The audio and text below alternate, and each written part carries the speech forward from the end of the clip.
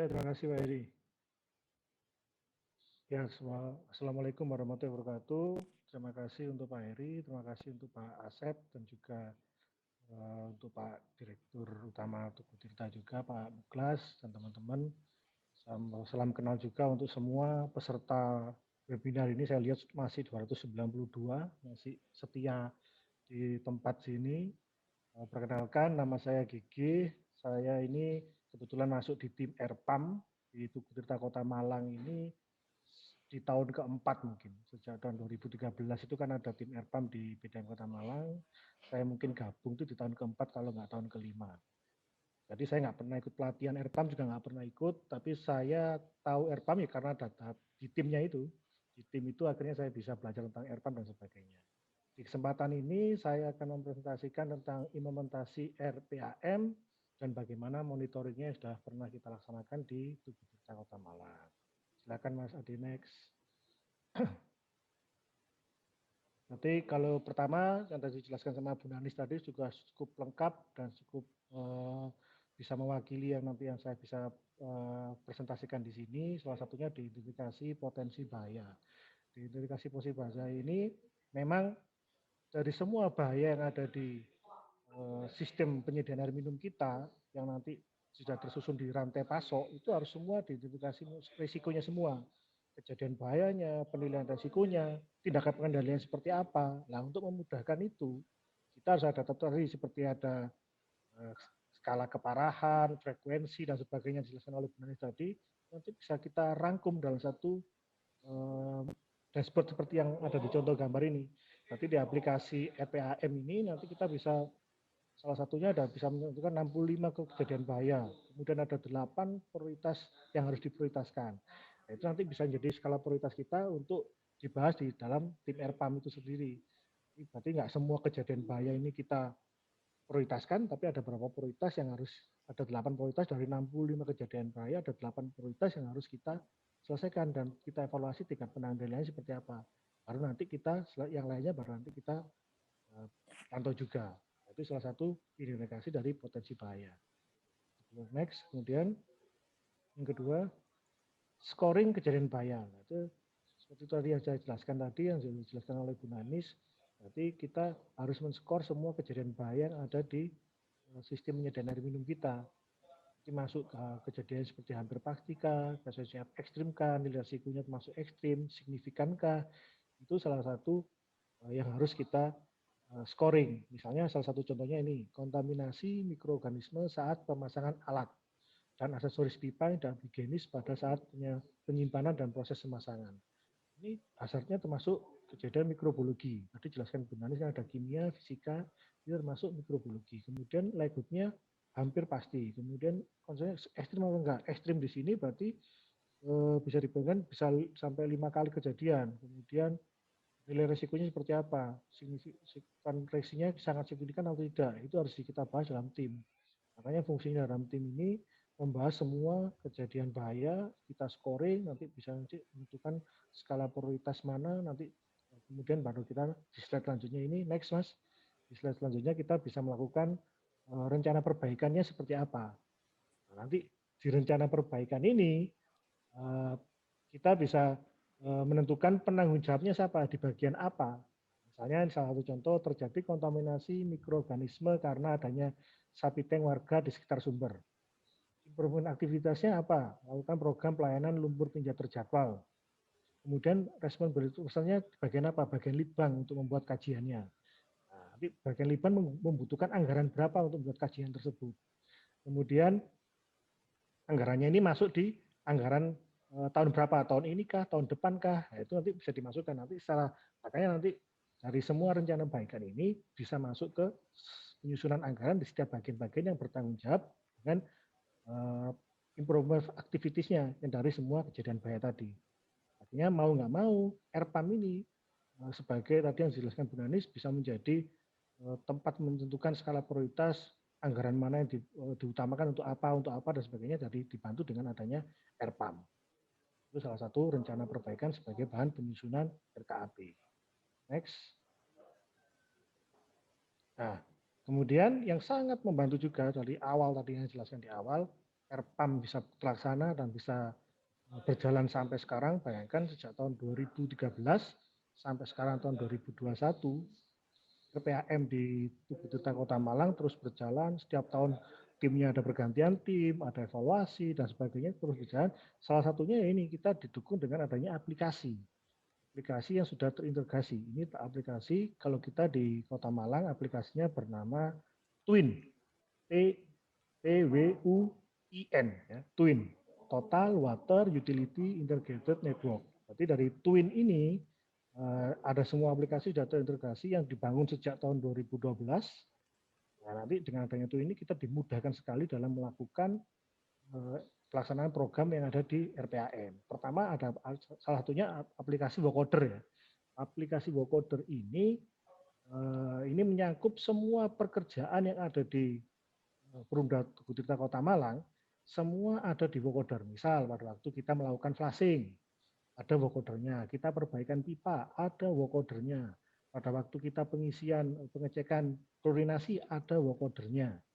Kemudian pada waktu ada pengecekan aset, ada vocodernya. Berarti semua kegiatan yang ada di Tugu Tirta Kota Malang sudah ada vocodernya. Vocodernya sudah dimasuk ke HP petugas melalui Android, sudah berbasis Android, termasuk ke HP petugas. Kita bisa langsung tahu vocodernya hari ini kemana saja, kemudian realisasinya seperti apa. Itu yang memudahkan kita untuk pada waktu kita menyusun Erpam, data-datanya sudah ada. Kemudian adanya yang paling utama juga aplikasi JIS. Nah ini, BDM seluruh Indonesia atau BUMD Air Minum seluruh Indonesia rata-rata JS-nya ini hanya dalam pilot project. Jadi direksi ganti 3 kali, ganti 4 kali, JS-nya tetap tidak update, hanya itu aja. Itu yang harus diteruskan, harus istiqomah. Jadi JS-nya harus istiqomah, harus dilanjutkan, harus dikembangkan, harus diupdate. Jangan sampai setelah digambar, selesai, jalan lagi, nggak diupdate lagi, ditinggalkan. Nanti ada proyek lagi, JS lagi. Padahal dulu sebelumnya sudah ada proyek JS, karena nggak jalan, selesai karena nggak diupdate, tahun depan ada proyek JS lagi, diupdate lagi, proyek nggak selesai akhirnya. JS itu sangat utama. PDAM nggak punya JS itu seperti buta. Kalau orang itu ya buta huruf, nggak tahu jalan, nggak bisa membaca dan sebagainya. Karena aset kita itu kebanyakan terpendam.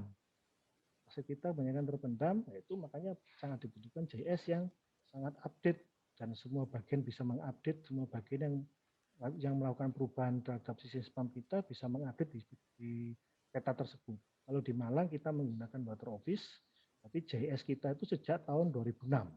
Bayangkan, berarti sebelum PDM-PDM lain berpikir tentang JS, kita di tahun 2006 sudah mengembangkan JS. Akhirnya di tahun 2008 sudah kita nikmati, sampai sekarang bisa kita update terus, dan kita migrasi mulai dari awalnya pakai Small World, kemudian Water Office. Kemudian yang ketiga yang kalah penting aplikasi PA Spam.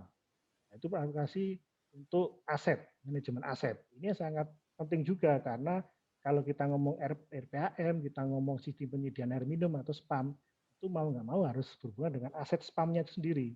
Kegagalan aset spam juga akan menjadikan kegagalan sistem penyediaan air minum juga. Maka air minum amannya nggak tercapai.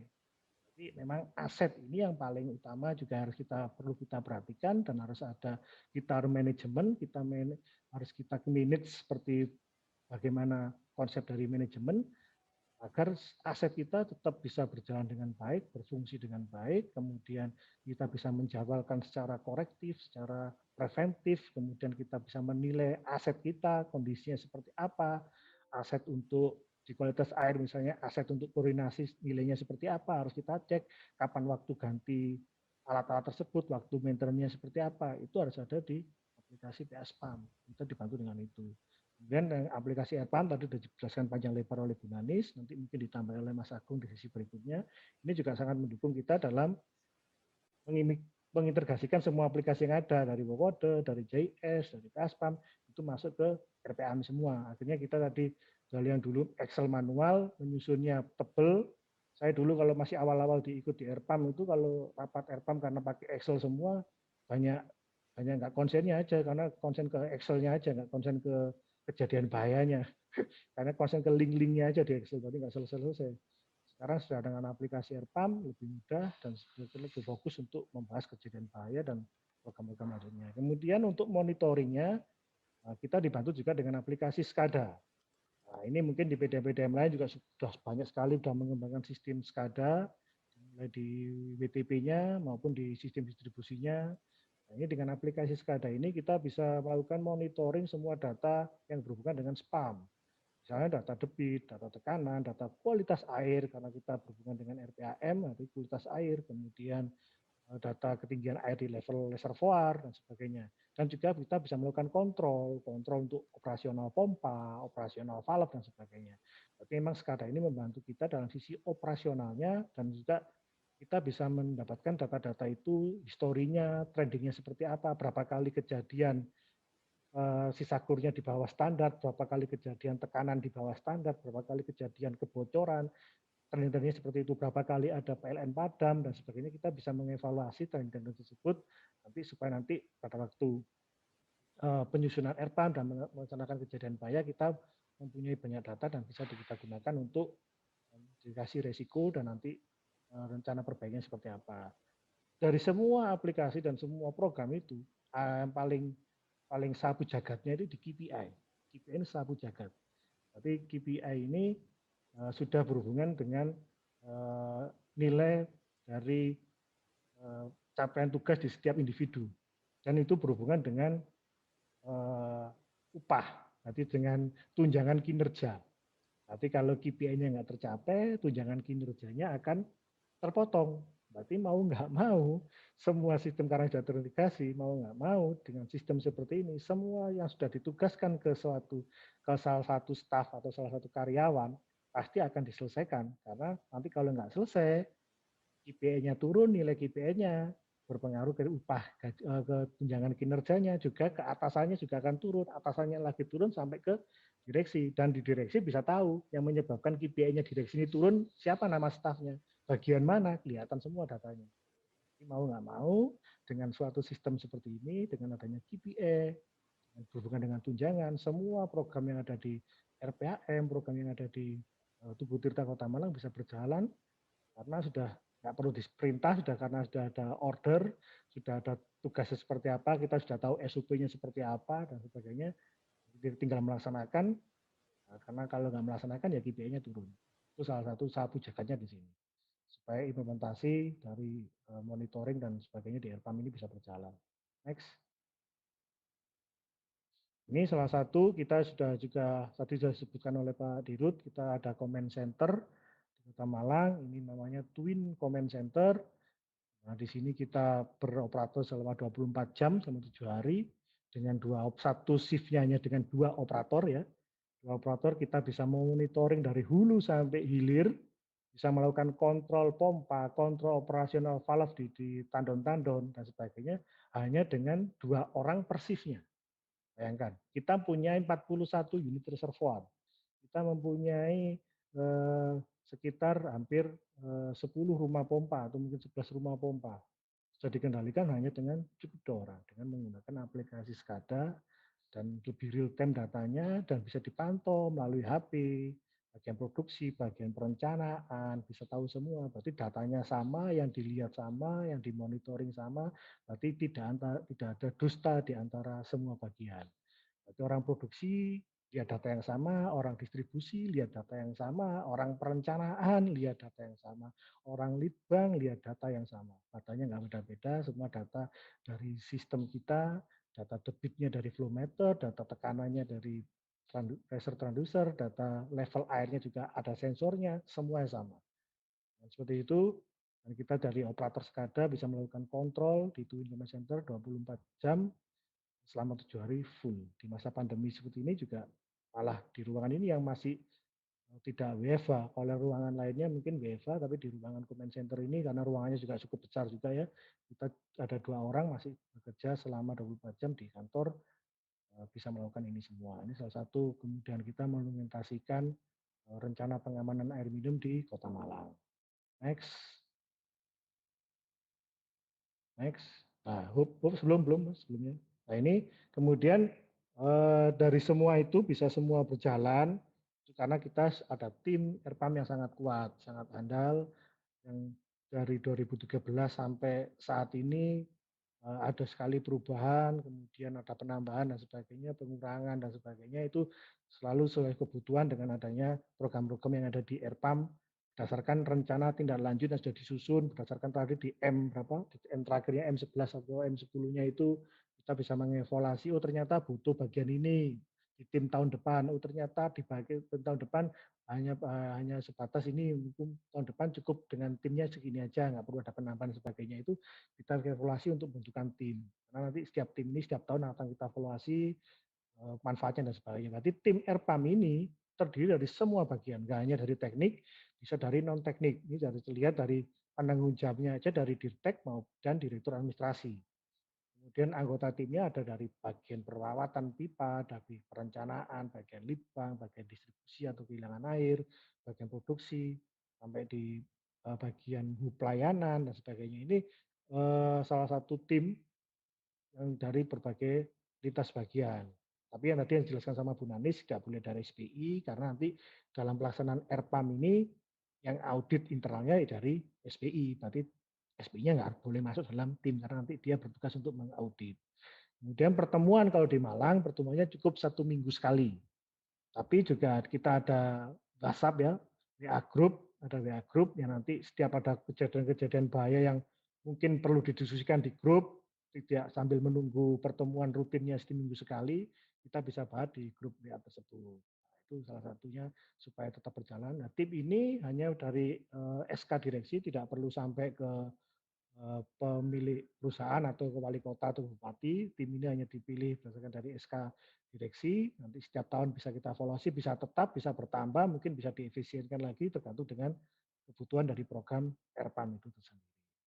Mungkin itu Pak Eri singkatnya, mungkin karena waktunya sangat terbatas, nanti bisa kita sharing lagi di sesi tanya jawab dan sebagainya, dan nanti bisa ada nomor WA yang di link di PowerPoint saya, ada Instagram, nanti bisa lihat situ juga, monggo silakan. Terima kasih, kurang lebihnya mohon maaf.